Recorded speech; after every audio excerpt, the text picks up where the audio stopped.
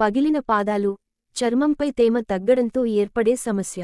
తగిన తేమ లేకపోవడం వల్ల పాదాలపై చర్మం పొడిబారి పగుళ్లు ఏర్పడుతాయి.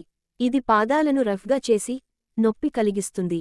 తగిన జాగ్రత్తలు తీసుకుంటే పాదాలను మృదువుగా, ఆరోగ్యంగా ఉంచవచ్చు. ముందుగా 10 నిమిషాలపాటు గోరువెచ్చని మరియు సబ్బు నీటిలో పాదాలను ముంచండి. పాదాలపై ఉన్న డర్ట్ను తొలగించడానికి లూఫాతో మెల్లగా రుద్దండి. ఆ తర్వాత మెత్తని కాటన్ టవల్తో తుడిచివేయండి. తరువాత మృదువుగా ఉండే మాయిశ్చరైజర్ను పాదాలకు అప్లై చేయండి. ఇందులో యూరియా, సాలిసిలిక్ యాసిడ్ మరియు ఆల్ఫా హైడ్రోక్సీ యాసిడ్స్ ఉంటే ఇంకా మంచి ఫలితాలు ఉంటాయి. ఇవి చర్మాన్ని బాగా హైడ్రేట్ చేయడంలో మరియు మృదువుగా మార్చడంలో సహాయపడతాయి. ఇలా పాదాలకు మాయిశ్చరైజర్ అప్లై చేసిన తర్వాత మెత్తని సాక్స్ వేసుకోండి.